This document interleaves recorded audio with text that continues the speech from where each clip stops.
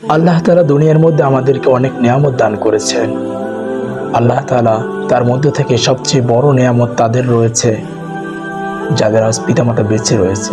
পিতামাতা এমন একটা নিয়ামত, যারা দূর দূরান্ত চলে যান, তাদের পিতামাতা তাদের দিকে তাকিয়ে থাকে আর ভাবতে থাকে, আমার সন্তান কখন আসবে, কখন তাকে আবার দেখব। তাই পিতামাতার সাথে ভালো ব্যবহার করার কথা আল্লাহ তাআলা কোরআনুল কারীমে ইরশাদ করেছেন। আল্লাহ তাআলা পিতা মাতার প্রতি আল্লাহ তাআলা বলেন, তোমরা ইবাদতের পরপরই তোমরা পিতামাতার খেদমত করো।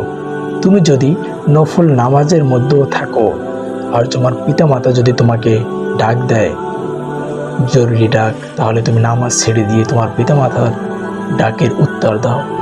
এর মানে আপনাকে বুঝাতে চাচ্ছি যে নামাজ আল্লাহ তাআলার, যে আল্লাহ তাআলা নির্দেশ করেছেন, তোমার পিতামাতা ডাক দিয়েছে, তোমার পিতামাতার কাছে চলে যাও।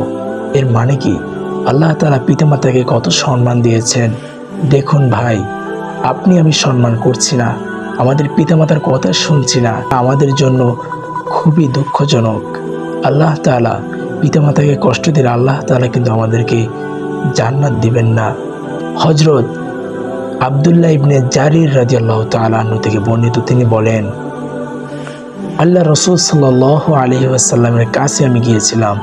আমি আল্লাহর রাসূলকে বললাম, ইয়া রাসূলুল্লাহ, ইয়া হাবিবাল্লাহ, আমি আপনার সাথে জিহাদে শামিল হতে চাই। আল্লাহর রাসূল সাল্লাল্লাহু আলাইহি ওয়াসাল্লাম বললেন, প্রিয় ভাই, তোমার কি মা বাবা বেঁচে আছেন? তিনি উত্তরে বললেন, ইয়া রাসূলুল্লাহ, ইয়া হাবিবাল্লাহ, আমার মা বেঁচে আছেন।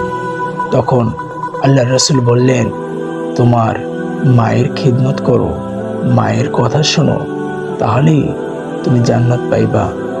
এর মানে জিহাদের সমতুল্য, জিহাদে গেলে শহীদ হলে যেভাবে জান্নাত পাওয়া যায়, আল্লাহর রাসূল বলছেন, তোমার পিতা মাতার যদি তুমি খিদমত করো, তাহলেও তোমাকে আল্লাহ তাআলা জান্নাত দান করবেন। আল্লাহ তাআলা পিতা মাতার প্রতি আমাদেরকে আনুগত্য হতে হবে। আল্লাহ তাআলা বলেছেন, ওয়া'বুদুল্লাহ ওয়া লা তুশরিকু বিহি শাইআন ওয়া বিল ওয়ালিদাইনি ইহসানা। আল্লাহ তাআলা বলেন, তোমরা আমার ইবাদত করো আর এই ইবাদতের মধ্যে কাউকে শরীক করো না। আর ইবাদতের পরপরই তোমার পিতামাতার সাথে ভালো ব্যবহার করো। দেখুন, ইবাদতের পরপরই আল্লাহ তাআলা তার পিতামাতার কথা উল্লেখ করেছেন, বলেছেন তোমাদের পিতামাতার সাথে ভালো ব্যবহার করো। এর মানে আমাদের কোনোভাবেই